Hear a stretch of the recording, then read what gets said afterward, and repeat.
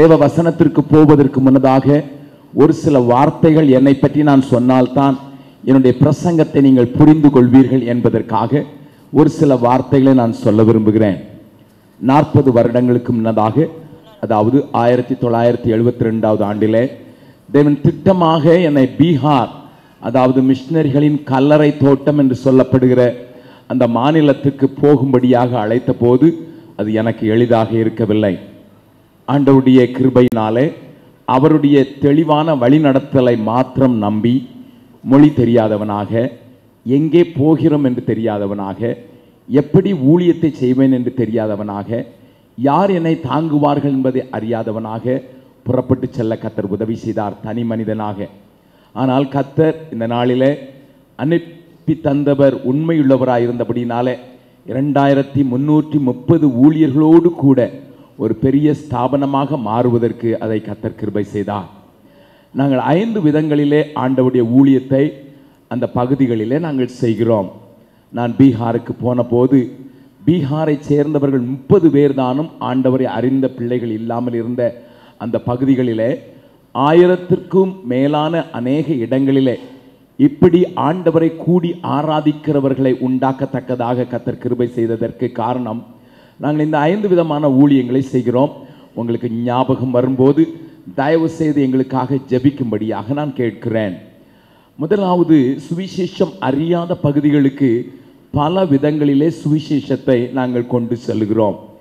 பெரிய பெரிய கூட்டங்களின் மூலமாக, படக்காட்சிகளின் மூலமாக, தனித்தனியான பிரிவுகளுக்கு நாங்கள் ஆண்டவரை சொல்வதற்கு எல்லா விதத்திலையும் எத்தனங்களை செய்வதனாலே ஒரு வருடத்திற்கு 20 லட்சம் பேர் புதிதாக முதல் முறையாக ஆண்டவராகிய இயேசு கிறிஸ்துவின் நாமத்தை கேள்விப்படுவதற்கான காரியங்களை செய்து வருகிறோம். இரண்டாவதாக, அங்கே இருக்கிற மக்களை கொண்டுதான் அந்த பிரதேசங்கள் சந்திக்கப்பட வேண்டும் என்பதற்காக 20 முறையான பயிற்சிகளை வைத்திருக்கிறோம்.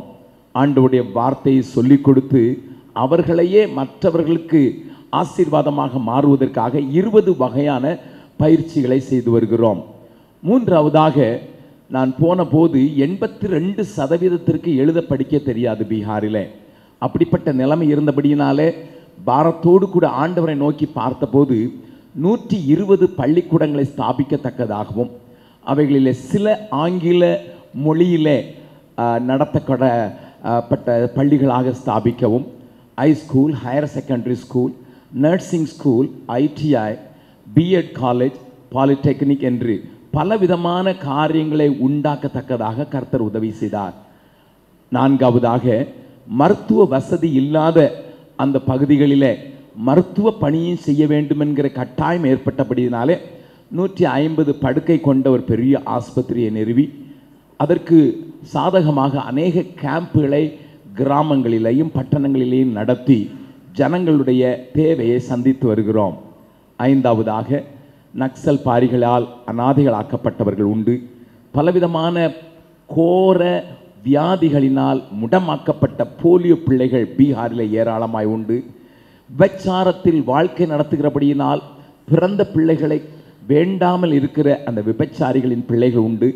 இப்படியாக பல தரப்பட்ட பிள்ளைகளை கொண்ட அவர்களுக்கு ஆதரவு கொடுக்க வேண்டிய அவசியம் ஏற்பட்டபடினாலே 2000க்கும் மேலான பிள்ளைகளுக்கு இப்படிப்பட்ட வாழ்வை கொடுத்து அவர்களை உயர்த்தும்படியாக கர்த்தர் உதவி செய்திருக்கிறார். உங்களுக்கு ஞாபகம் வரும்போது தயவு செய்து எங்களை ஜெபத்தில் நினைத்து கொள்ளும்படியாக வாஞ்சிக்கிறேன். இன்னொரு காரியத்தையும் சொல்வேன். ஒருவேளை உங்களுடைய பிள்ளைகள் மருத்துவத்துறையிலேயோ அல்லது கல்வித்துறையிலேயோ அவர்கள் ஈடுபாடு கொள்ள விரும்புவார்கள் என்றால், உங்கள் பிள்ளைகளை மிஷனரி பணித்தளங்களுக்கு 2 வருஷத்துக்கு ஆகிலும் அனுப்பி தந்தால் அவர்களை நாங்கள் உபயோகப்படுத்த முடியும். கொஞ்சம் ஆங்கில அறிவு இருந்தாலும், ஹிந்தி மொழி தெரியாவிட்டாலும் நாங்கள் அவர்களை உபயோகப்படுத்த முடியும். அப்படி உங்களுக்கு யாருக்காயிலும் ஆண்டவருக்கு என் பிள்ளையும் எதாயிலும் செய்யட்டும், நாங்களும் குடும்பமாக எதாயிலும் செய்ய வேண்டும் என்றால் அனுப்பி தாருங்கள், பத்திரமாக பார்த்துக்கொள்வோம். 40 வருடமாக பீகாரில் இருக்கிறேன். ஆகினாலே நாங்கள் பாதுகாப்பை கொடுக்க முடியும் என்று நான் உங்களுக்கு தைரியமாக சொல்கிறேன். நீங்கள் அனுப்பி தாருங்கள், கர்த்தர் அதற்கேற்ற பலனை உங்களுக்கு தருவாராக. இல்லை என்றால் உங்களுடைய விடுமுறை நாட்களில் பிள்ளைகளை அப்படிப்பட்ட காரியங்களை பார்ப்பதற்கு அனுப்பி தாருங்கள்.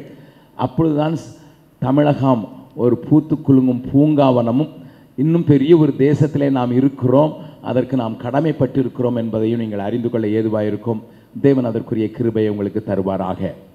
இந்த கால வேளையில் உங்களோடு கூட பேசும்படியாக தேவனை நோக்கி பார்த்து நான் ஜெபித்த போது ஆண்டவர் இந்த வார்த்தைகளை உங்களோடு கூட பகிர்ந்து கொள்ள விரும்பினார். என்னுடைய செய்திக்கு ஒரு தலைப்பு கொடுக்க வேண்டுமென்றால் சீடனாக்கும் சிலுவை என்று நான் உங்களுக்கு சொல்ல முடியும். ஐயா, இன்றைக்கு சிலுவைக்கு தேவனுடைய மக்கள் மத்தியில் ஒரு பெரிய மதிப்பு உண்டு. நம்ம ஆலயத்தில் சிலுவையை சுமந்து வருகிற கிராஸ் பேரரை வைத்திருக்கிறோம். அது பாடலுடைய ஆரம்பத்தில் இருக்கிறது.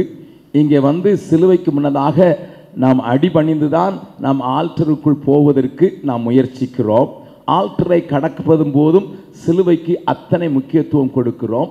இதையெல்லாம் நாம் அறிந்திருந்தாலும் சிலுவை என் வாழ்க்கையில் என்ன செய்கிறது, சிலுவை என்ன என்பதை குறித்து தெளிவு அநேக கிறிஸ்தவ நண்பர்களுக்கும் ஆண்டவருடைய பிள்ளைகளுக்கும் கூட இல்லை என்று நான் தைரியமாக சொல்ல முடியும். ஆண்டவராகிய இயேசு நம்மை பார்த்து சொன்னார், நீங்கள் உலகமெங்கும் போய் சகல ஜாதிகளையும் எனக்கு சீஷராக்குங்கள் என்று சொன்னார். இது ஆண்டவருடைய ஒரு பெரிய கமிஷன், கிரேட் கமிஷன் என்று ஆங்கிலத்தில் சொல்கிறோம். ஒரு பெரிய கட்டளையாக திருச்சபை தலைமேற்கொண்டிருக்கிறது. ஆண்டவர் ஒரு புதிய கட்டளையை கொடுத்தார், அது அன்பு. நான் அன்பு கூறுகிறது போல அன்பு கூறுங்கள் என்றார். ஆனால் அதை காட்டிலும் ஒரு பெரிய கட்டளையை கொடுத்தார். உலகமெங்கும் போய் சுவிசேஷத்தை அறிவிப்பதோடு நின்று விடாமல் அவர்களை சகல ஜாதியாரையும் நீங்கள் சீஷனாக்க வேண்டும் என்பது தேவனுடைய ஒரு பெரிதான நோக்கம்.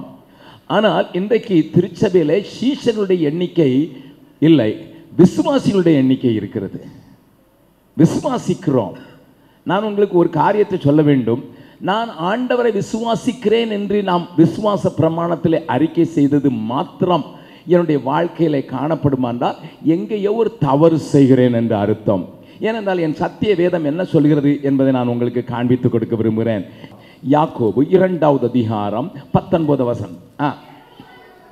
தேவன் ஒருவர் உண்டென்று விசுவாசிக்கிறாய், அப்படி செய்கிறது நல்லதுதான். அதோடு நின்றிருந்தால் பரவாயில்லை. ஆனால் தொடர்ச்சியாக எழுதுகிறார், பிசாசுகளும் விசுவாசித்து நடுங்குகின்றன. இந்த வசனத்தின் அடிப்படையில் பிசாசை விசுவாசி என்று சொல்லலாமா? Is more then a believer, isn't it? அது விசுவாசை காட்டிலும் விசுவாசிக்கிறதோடு நடுங்குகிறான் என்று போட்டிருக்கிறதே.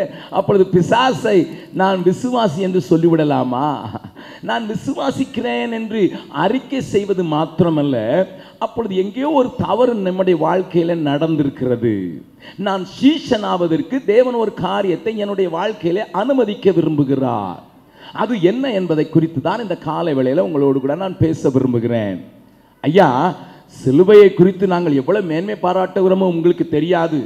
பிறந்த பிள்ளையை கொண்டு வந்து நாங்கள் ஆலயத்திலே டெடிகேட் பண்ணும்போதும் இவன் மேல் சிலுவை அடையாளத்தை வரைகிறோம் என்று தானே குருவானவர் சொல்கிறார். அப்படியாக நாங்கள் சிலுவையை வரைய பெற்றவர்கள் என்று நீங்கள் சொல்லலாம். ஆனால் ஒன்றை கொஞ்சம் யோசித்து பாருங்கள், சிலுவை என்ன சின்னம்? அது ஒரு கொலை சின்னம். இயேசு சிலுவையிலே கொலை செய்யப்பட்டார்.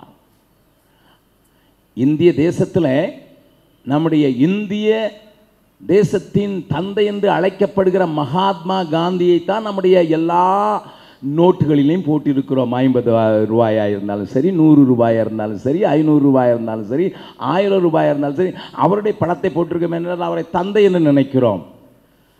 அவரை கொலை செய்த துப்பாக்கி, கோட்சேனுடைய துப்பாக்கியை நாம் ஏன் தேசிய சின்னமாக வைத்துக் கொள்ளவில்லை? If you can take cross as your sign, why don't you take the rifle or the pistol to be the sign of this nation? ஏன் ஐயா அதை வைக்கவில்லை? நன்றாய் கவனியுங்கள். ஒரு காரியத்தை தெளிவாக நாம் அறிந்து கொண்டிருக்க வேண்டும். ஆண்டவர் எதற்கு எனக்கு சிலுவையை தந்திருக்கிறார்? பவுல் அப்போஸ்தலன் கலாத்தியர் 6வது அதிகாரத்தின் 14வது வசனத்தில் சொல்கிறான், சிலுவையை குறித்தே அல்லாமல் வேறொன்றையும் குறித்து நான் மேன்மை பாராட்ட மாட்டேன் என்று சொல்லுகிறாரே. ஏனையா ஒரு கொலை சின்னத்திற்கு இவ்வளவு மேன்மையா? ஆதி நாட்களிலே ஒரு மனிதனுக்கு மரண தண்டனை நியமிக்கப்பட்டால் பல்வேறு தேசங்களிலே பலவிதமான தண்டனைகள் நிறைவேற்றப்பட்டது. நாங்கள் ஊழியம் செய்கிற நேபாள் தேசத்தில் பல நாட்களுக்கு முன்னதாக ஒரு தண்டனை இருந்தது. மரண தண்டனை நம்முடைய நாட்டிலே தூக்கு தண்டனையாக கொடுக்கப்படுகிறது போல, அங்கே நேபாளத்தில் ஒருத்தனுக்கு மரண தண்டனை கொடுக்கப்படுமானால் ஒரு பிணத்தை எடுத்து அவனோடு சேர்த்து கட்டி விடுவார்கள். அந்த பிணத்தின் நாற்றத்திலே அந்த பிணத்திலிருந்து புறப்படுகிற புழு அவனுடைய கண்களிலே காதுகளிலே அது துளையிட்டு அவனை அருவருப்பாக்கி அவனை ஒன்றுமில்லாமல் செய்து அவனை சாகடிக்கும். இப்படிப்பட்ட கொடூர மரண தண்டனை தான் நேபாளிலே கொடுக்கப்பட்டது.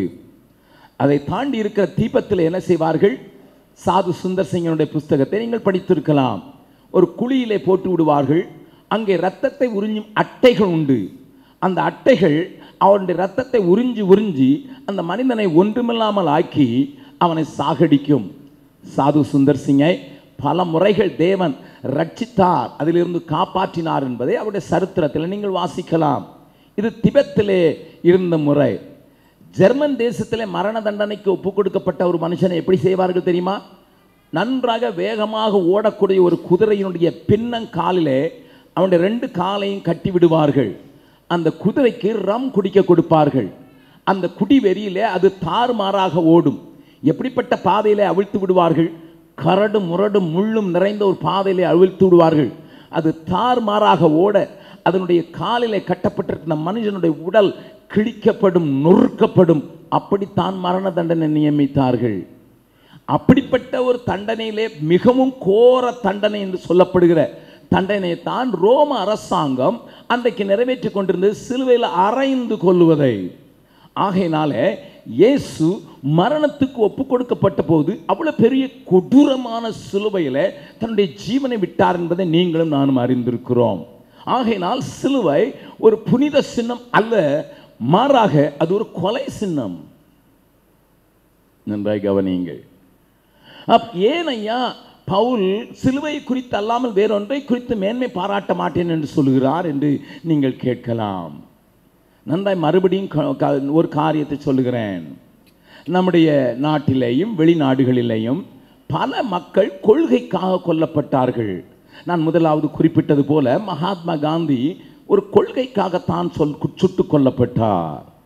அமெரிக்க அதிபதியாகிய ஆபிரகாம் லிங்கன் ஆகட்டும், ஜான் எஃப் கென்னடி ஆகட்டும், அவர்களும் ஒரு கொள்கைக்காகத்தான் கொல்லப்பட்டார்கள். நம்முடைய நாட்டிலே ராஜீவ் காந்தி ஆகட்டும் அல்லது இந்திரா காந்தி ஆகட்டும், இவர்களெல்லாம் ஒரு கொள்கைக்காகத்தான் கொல்லப்பட்டார்கள். அது செய்தி, அது வெறும் செய்தி. Gandhi was killed, it is a news. Indira Gandhi was killed, it was a news, that's all. அது ஒரு செய்தி மாத்திரமே. ஏனையா இயேசுவும் யூதர்களால் அவர் ஓய்வு நாளை கை கொள்ளுகிறதில்லை, தேவன் என்று சொல்லுகிறார் என்கிற கொள்கைக்காக கொல்லப்பட்டார் என்பதை மாத்திரம் நீங்கள் பார்த்திருப்பீர்கள் என்றால் அது வெறும் செய்தியே. இயேசு சிலுவையில் அறையப்பட்டது வெறும் செய்தியே. அது எப்பொழுது நற்செய்தி ஆகும் என்பதை நீங்கள் அறிந்து கொள்ள வேண்டும். அதை நீங்கள் புரிந்து கொண்டால் நாம் சாதாரணமாக வாழ மாட்டோம். அதை பவுலிடத்தில் கேட்டால் அவர் சொல்லுவார், கலாத்தியருக்கு எழுதின நிருபம் 2வது அதிகாரம் 20வது வசனம், கிறிஸ்துவுடனே கூட சிலுவையில் அறையப்பட்டேன். நன்றாய் கவனிங்கள், கிறிஸ்துவுடனே கூட சிலுவையில் அறையப்பட்டேன். ஐயா, கிறிஸ்து சிலுவையில் அறையப்பட்டதை மாத்திரம் நான் பார்ப்பேன் என்றால் அது வெறும் செய்தி மாத்திரம்தான். என்றைக்கு நீங்களும் நானும் கிறிஸ்துவுடனே கூட நானும் அறையப்பட்டேன் என்று சொல்கிறீர்களோ அன்றைக்கு அது நற்செய்தி. ஏனென்றால் அதை தொடர்ந்து எழுதப்பட்டிருக்கிறது, இப்பொழுது நான் பிழைத்திருக்கிறது அவருடைய கிருபையாலே, இனி நான் அல்ல அவரே. அப்ப நற்செய்தியை கேட்டிருக்கிறேன், நற்செய்தியை நம்புகிறேன், நற்செய்திக்கு ஒப்பு கொடுத்திருக்கிறேன் என்று நீங்கள் சொல்லும் போது என்ன நடக்க வேண்டும்? நானும் என்னுடைய சுயமும் சிலுவையில் அறையப்பட்டாயிற்று என்று சொல்ல வேண்டும். இயேசு சொன்ன வார்த்தைகளை கொஞ்சம் பாருங்கள். லூக்கா 14வது அதிகாரத்தில் ஆண்டவர் சொன்ன ஒரு வார்த்தையை பாருங்கள். 26வது வசனத்தை வாசிக்கலாம். யாதொருவன் என்னிடத்தில் வந்து தன் தகப்பனையும் தாயையும் மனைவியையும் பிள்ளைகளையும் சகோதரரையும் சகோதரிகளையும் தன் ஜீவனையும் வெறுக்காவிட்டால், ஓஹோ, ஆண்டவர் சீஷர்களை உண்டாக்குகிறார், விசுவாசிகளை அல்ல. உலகம் எங்கு போய் சீஷர்களை உண்டாக்க சொன்னார். அப்ப சீஷனாவதற்குரிய தகுதி ஆண்டவர் சொல்கிறார். ஒருவன் இவைகளெல்லாம் வெறுக்காவிட்டால், இவர்களெல்லாம் வெறுக்காவிட்டால் எனக்கு சீஷனா இருக்க முடியாது என்று தெளிவாக சொல்லி இருக்கிறாரே. இதனுடைய அர்த்தம் என்னையா? என்னையே நான் வெறுக்க வேண்டுமா? என்னையே நான் வெறுத்து விட்டால் இந்த ஊரில் இந்தியாவில் காணப்படுகிற சன்னியாசிகள் போல ஏதாவது ஒரு இமயமலையில் போய் உட்கார்ந்து ஆடை அணியாமல் சாம்பலை பூசிக்கொண்டு என்னையே நான் வெறுக்கிறேன் என்று சொல்லி உட்கார வேண்டுமா? ஆண்டவர் என்ன சொன்னார்? என் அப்பாவை, அம்மாவை, என் சகோதரிகளை, என் பிள்ளைகளையும் வெறுக்க வேண்டும் என்று சொன்னால் வெறுத்து விட்டு நான் சன்னியாசியாக போய்விட வேண்டுமா? இல்லை இல்லை இல்லை. அதை புரிந்து கொள்வதற்கு அதற்கு ஒப்பனையான இன்னொரு வசனத்தை வாசிக்கலாம். மத்தேயு எழுதின சுவிசேஷம் 10வது அதிகாரத்தில் அதே வார்த்தைகளை எப்படி சொல்லியிருக்கிறது என்று பாருங்கள். 37வது வசனம். தகப்பனையாவது தாயையாவது என்னிலும் அதிகமாய் நேசிக்கிறவன் எனக்கு பாத்திரன் அல்ல. மகனையாவது மகளையாவது என்னிலும் அதிகமாய் நேசிக்கிறவன் எனக்கு பாத்திரன் அல்ல. ஓஹோ, இதைத்தான் ஆண்டவர் சொல்கிறாரா? வெறுக்கிறது என்று சொன்னால் எனக்கு முதலிடம் கொடுத்து விடு. உன் தாய்க்கு மேலாய், உன் தகப்பனுக்கு மேலாய், உன் பிள்ளைகளுக்கு மேலாய், எல்லாவற்றுக்கு மேலாய் எனக்கு முதலிடம் கொடுத்து விடு. அதுதான் நீ எனக்கு சீஷனாவதற்குரிய ஒரு தகுதி என்று சொல்வார் என்றால், இன்றைக்கு எத்தனை பேர் நான் உடைய சீஷன் அல்லது சீஷி என்று சொல்ல முடியும்? அருமையானவர்களே, the church is filled with believers today, but the church looks for disciples. The Lord looks for disciples. நாம் பக்தர்கள் கூட்டங்கள் அல்ல. அடிக்கடி பாடுகிறோம், பக்தரே வாரும் ஆசை ஆவலோடும் நீர் பாரும் என்று பாடுகிறோம். அது பாட்டுக்காகத்தான். நாம் பக்த கூட்டம் அல்ல. உலகத்திலே மற்ற கோயிலுக்கு போகிறவர்கள் பக்த கூட்டம், கண்மூடித்தனமாக போகிறவர்கள். நானும் நீங்களும் பக்த கூட்டம் அல்ல. we are not devotees, we are disciples. நாம் அவரை போல மாறுவதற்கு ஒப்பு கொடுத்திருக்கிறவர்கள். அவருக்கு முன்னிடம் கொடுத்து, அவருக்கு முதலிடம் கொடுத்து வாழ்வதற்கு அழைக்கப்பட்டிருக்கிறவர்கள். ஐயா, நீங்கள் இவ்வளவு பேசுகிறீர்களே, உங்கள் வாழ்க்கையை சொல்லுங்கள் என்று என்னை கேட்கலாம். நான் என்னுடைய வாழ்க்கையிலே அனுபவிக்காததை, என் வாழ்க்கையிலே அப்பியாசப்படுத்தாததை நான் பிரசங்கிக்கிறதற்கு துணிந்தவன் அல்ல.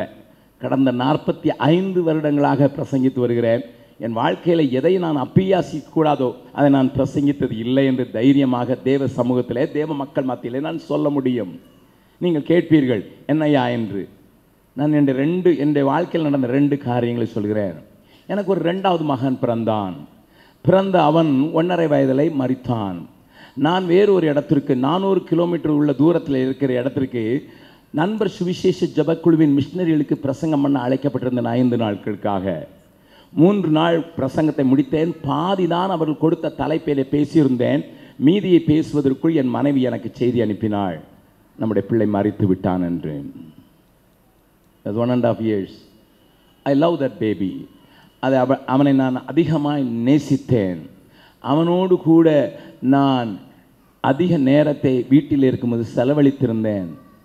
ஆனால் இப்பொழுது என்னுடைய கடமை ஒரு பக்கம், என்னுடைய மகனை போய் புதைக்க வேண்டிய அவசியம் ஒரு பக்கம். நான் என்ன அனுப்பினேன் தெரியுமா? என் மனைவி அவள் பார்த்து கொள்வாள் என்று சொல்லி அனுப்பிவிட்டேன்.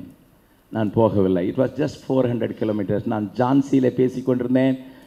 என் மனைவி இருந்தது டெக்ரியான்சோன் என்கிற பட்டணத்தில். அந்த நாள் ஒரு ஹோலி பண்டிகை ஆகையினால ஒரு கடையும் கிடையாது, ஒருவரும் வேலைக்கு கிடைக்க மாட்டார்கள். என் மனைவியும் அவரோடு கூட சேர்ந்த 2 சகோதரர்கள் மாத்திரம். என் மனைவி தன்னுடைய கையால் அந்த குழியை தோண்ட வேண்டிய சூழ்நிலை உண்டாயிற்று. ஒரு காஃபின் தானம் செய்ய முடியாதபடி வந்த சுவிசேஷ பிரதிகள் வந்த அட்டை பெட்டியிலே என்னுடைய செல்ல பிள்ளையை போட்டு தான் என் மனைவி புதைத்தாள். You may say I am a mad fellow, crazy man. நீங்கள் சொல்லலாம் பைத்தியக்காரன் என்று. ஆனால் என் மனைவியை பார்த்து நான் கேட்டேன், நான் வருவேன் என்று எதிர்பார்த்தாயா? அவள் சொன்னால் இல்லை. அவள் என்ன சொன்னால் தெரியுமா? சிலுவையில் அறையப்பட்டிருக்கிற ஒரு மனுஷனை எனக்கு மனிதனாக கொண்டிருக்கிறேன். அவர் தன்னுடைய பணியை முடிக்கும் முன்னால் வரமாட்டார் என்று சொன்னாள். நான் எதற்கு சொல்லுகிறேன் என்றால், சில நேரங்களிலே நம்முடைய ஆசா பாசங்கள் நாம் ஆண்டவருக்கு எப்படி நிற்கிறோம் என்பதை காட்டிக் கொடுக்க போதுமானவைகள். ஐயா, அன்றைக்கு நீங்கள் செய்தீர்கள், இன்றைக்கு எப்படின்னு கேட்பீர்கள். கடந்த வருடத்தின் ஏப்ரல் மாதம் 27ஆம் தேதி என்னுடைய தாய் மரித்தார்கள், தூத்துக்குடி பட்டணத்தில். அந்த கவனியுங்கள், 10 மணிக்கு இரவு எனக்கு ஃபோன் வந்தது. என்னோடு கூட சேர்ந்தவர்கள், அண்ணன் உங்களை ராத்திரியோடு ராத்திரியாக நாங்கள் கல்கத்தாவுக்கு கொண்டு போகிறோம், காலையில் ஃப்ளைட் பிடித்து நீங்கள் போய் அவருடைய அடக்கத்தில் கலந்து கொள்ளுங்கள் என்று சொன்னார்கள். அடுத்த நாளில் 45 பேருக்கு நான் ஞானஸ்தானம் கொடுக்க வேண்டியிருந்தது. நாங்கள் இருக்கிற பகுதிகளில் உடனே மீடியா வந்துவிடும், உடனடியே டிவியில் போட்டு விடுவார்கள், மதமாற்றம் செய்கிறாள்னு கலவரம் உண்டாக்குவதற்கு வாய்ப்பு உண்டு. ஆகையினால நான் போகக்கூடாது, 45 பேருக்கு ஞானஸ்தானம் கொடுக்க வேண்டும். அடுத்த நாள் நான் ரஷ்யாவில் மாஸ்கோ பட்டணத்தில் ஒரு பெரிய பாஸ்டர்ஸ் கான்ஃபரன்ஸில் பேசுவதற்கு புறப்பட்டு செல்ல வேண்டும்.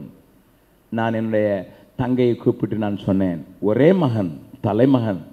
என் தாய் என்னை 3.5 வயதிலே இந்த வேதத்தை வாசிக்க சொன்னவர்கள், சொல்லிக் கொடுத்தவர்கள், என்னை நேர்த்தியாய் வளர்த்தவர்கள்.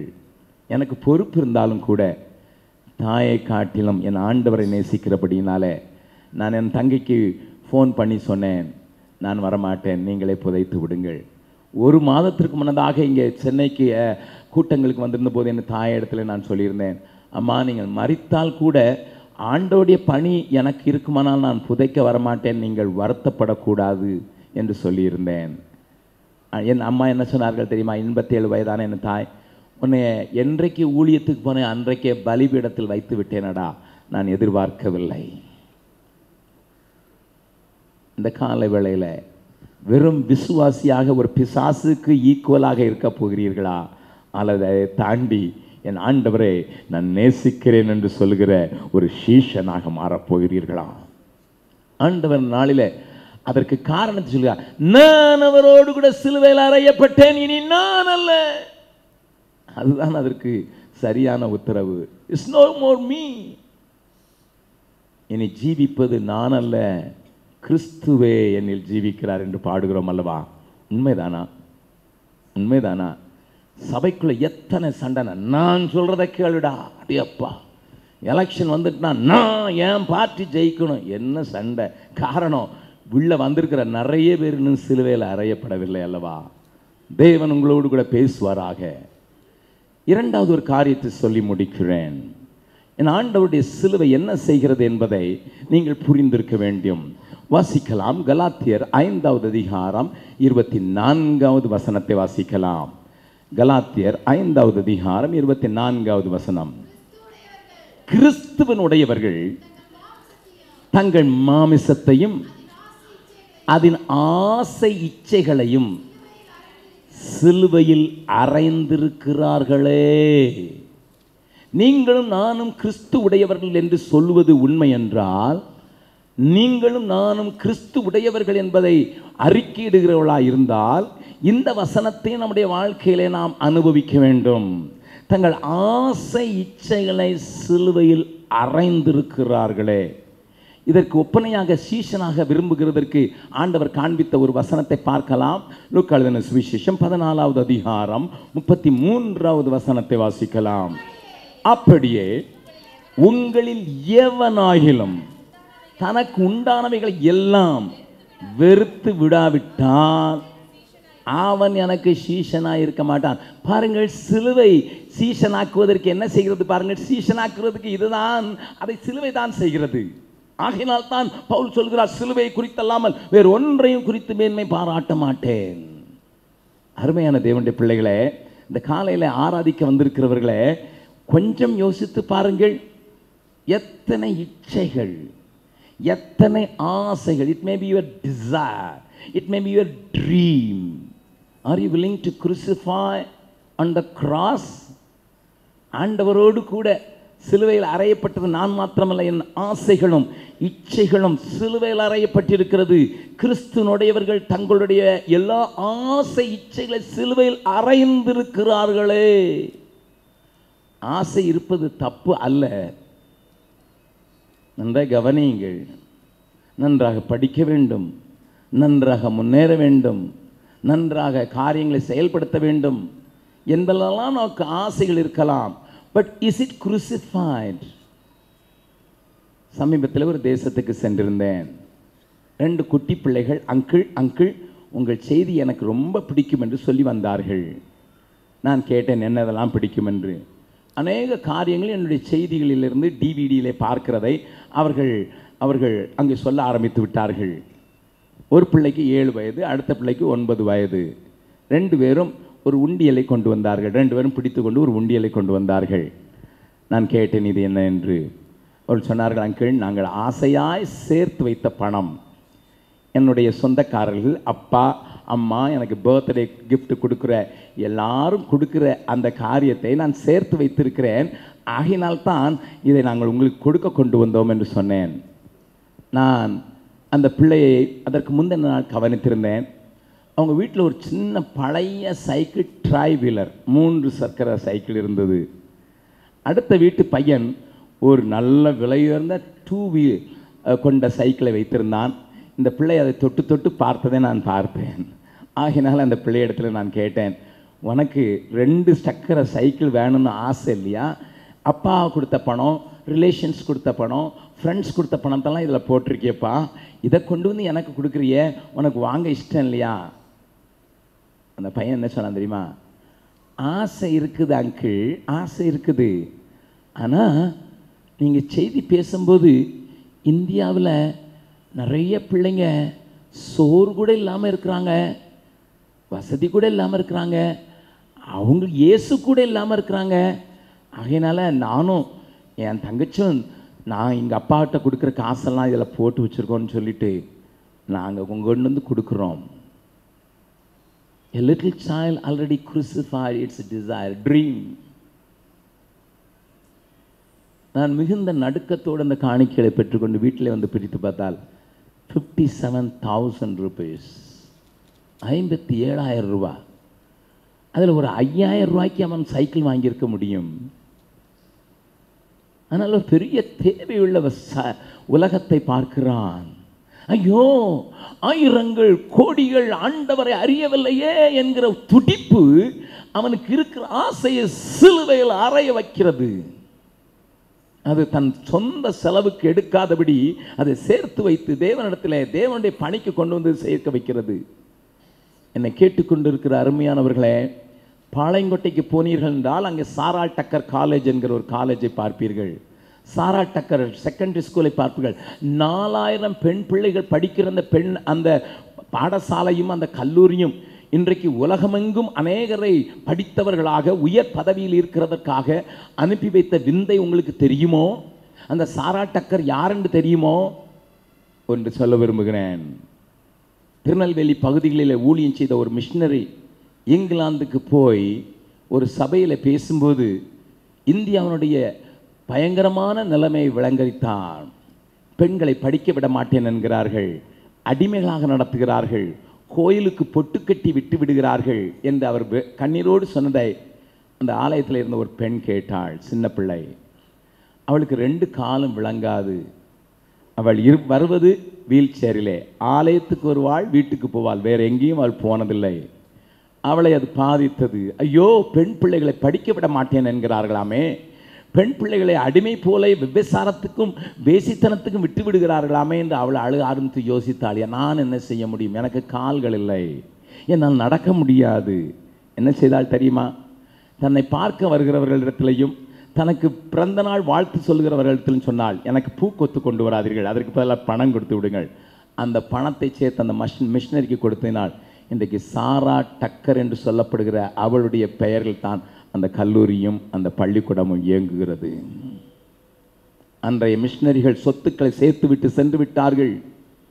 ஆலயங்கள், கல்லூரிகள், பள்ளிக்கூடங்கள் அனைத்தையும் நாம் அழகாக பெற்றிருக்கிறோம். ஆனால் இன்றைக்கு அதை எப்படி உபயோகப்படுத்துகிறோம் என்பது கேள்விக்குரியது. இன்றைக்கு அவைகள் எதற்காக பயன்படுத்தப்படுகிறது? அவர்கள் கட்டினார்களே, அதற்கு மாறாக நான் என்ன செய்கிறேன்? அறியப்படாத பகுதிகள் இன்னைக்கு 1000 உண்டே. ஆனால் ஆசை மிச்சியும் சிலுவையில் அறையாதவர்கள் சபையின் தலைமை பொறுப்புக்கும் வந்து விடுகிறபடியினால எதை விற்று எங்கே சாப்பிடலாம் என்கிற நிலைமை மாற வேண்டும் என்றால் இன்றைக்கு சபையில் இருக்கிறவர்கள் சீஷனாகி ஆக வேண்டும். ஆண்டவர் உங்களோடு கூட பேசுகிறார். இப்பொழுது நீங்கள் சொல்ல முடியும், பவுலோடு கூட சேர்ந்து சிலுவையை குறித்தல்லாமல் வேறொன்றையும் குறித்து மேன்மை பாராட்ட மாட்டேன். ஏனென்றால் உலகம் எனக்கு சிலுவையில் அறையப்பட்டிருக்கிறது. நானும் உலகத்தின் ஆசா பாசங்கள் புகழுக்கு சிலுவையில் அறையப்பட்டிருக்கிறேன். இந்த காலை ஆராதனையில் ஆண்டவரை ஆராதிக்க வந்திருக்கிற உங்களோடு கூட தேவன் பேசுகிறார். அதிகமான நேரத்தை எடுக்க நான் விரும்பவில்லை. உங்களுடைய நேரத்துக்குள் நான் முடிக்க விரும்புகிறேன். ஆனால் யோசித்து பாருங்கள், பிசாசும் விசுவாசித்து நடுங்குகிறது. அதை போல நான் ஒருவனாக இருக்கக்கூடாது.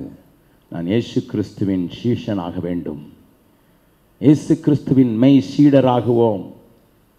அப்படி சீடரானவர்கள் தான் இந்த உலகத்துக்கு ஆசீர்வாதத்தை கொண்டு வர முடியும். அப்படி சீடரானவர்கள் தான் எதையும் எதிர்க்கத்தக்கதான வல்லமையுடையவர்களாக மாற முடியும். அப்படி சீடரானவர்கள் தான் இந்த உலகத்திலே தாக்கத்தை உண்டாக்க முடியும். ஒரே ஒரு வசனத்தை மாத்திரம் வாசித்து முடிக்கிறேன். அப்போஸ்தலர் நடபடிகள் 11வது அதிகாரத்திலே லூக்கா என்கிற வைத்தியன் அழகாக ஒரு காரியத்தை எழுதியிருக்கிறான். வாசியுங்கள் 26வது வசனம். முதல் அந்தியோகியாவிலே சீஷர்களுக்கு கிறிஸ்தவர்கள் என்று பெயர் வழங்கிற்று. நீங்கள் யாருன்னு கேட்டால் உடனே நம்ம என்ன சொல்லுவோம்? Christian brother. ஐயா, சீஷனாக இருந்தால் தான் நீங்கள் கிறிஸ்தவன் சொல்கிறதுக்கு உனக்கு தகுதி உண்டு. Your birth certificate May say you are a Christian, but heaven will not recognise you as a Christian. உங்கள் பர்த் சர்டிஃபிகேட் கிறிஸ்டியன் என்று வாங்கி கொள்ளலாம். மெடிக்கல் காலேஜில் இடம் கிடைப்பதற்கு ஐயர் இடத்துல வந்து போதர் இடத்துல வந்து ஐயா ஒரு கிறிஸ்டியன் என்கிற சர்டிஃபிகேட்டை கொடுத்து விடுனா அவரும் சான்றிதழ் கொடுத்து தான் ஆக வேண்டும். ஏனென்றால் உங்கள் மெம்பர் இல்லை நோட்டில் கிறிஸ்தவன் எழுதப்பட்டிருக்கிறது. ஆனால் பரலோகம் என்ன சொல்லும் தெரியுமா? சீஷனை தான் நாங்கள் கிறிஸ்தவர் என்று அழைப்போம். இந்த கோயம்புத்தூர் பட்டணத்திற்கும் இந்த இந்திய தேசத்திற்கும் ஆண்டவர் சீஷர்களை தர விரும்புகிறார். அதை இந்த சபையும் இந்த வசனத்தை கேட்கிற மக்களையும் மாற்றும் சிலுவைக்கு இடம் கொடுங்கள். சிலுவையை நான் விடேன், சிலுவையை நான் விடேன் என்று சொல்லுங்கள். ஆண்டவர் உங்களோடு கூட இடைபடுவாராக. ஒரு நிமிடம் கண்களை மூடலாம். வல்ல பிதாவே, நீர் எங்களுக்கு வைத்து போயிருக்கிற சிலுவைக்காக நன்றி. அந்த சிலுவை எங்கள் வாழ்க்கையிலே உம்முடைய சீஷனாக எங்களை மாற்றுவதற்கு போதுமான வல்லமையை இருக்கிறதை நாங்கள் உணர்ந்து அந்த சிலுவையில் அடையாளம் கண்டுகொள்ள, அந்த சிலுவை குறித்து அல்லாமல் வேறொன்றையும் குறித்து மேன்மை பாராட்டாதபடி எங்களை காத்து கொள்ளும்படியாக நம்முடைய கரத்தில் கொடுத்து ஜெபிக்கிறோம். சிலுவை சீடர்களை உருவாக்கட்டும். சீடர்கள் கிறிஸ்துவை காண்பித்து கொடுக்கட்டும். கிறிஸ்தவர்கள் உலகத்திற்கு ஒளியாக உப்பாக மாறி போகட்டும். இயேசு கிறிஸ்துவின் நாமத்தில் ஜெபம் கேளும் நல்ல பிதாவே, ஆமென்.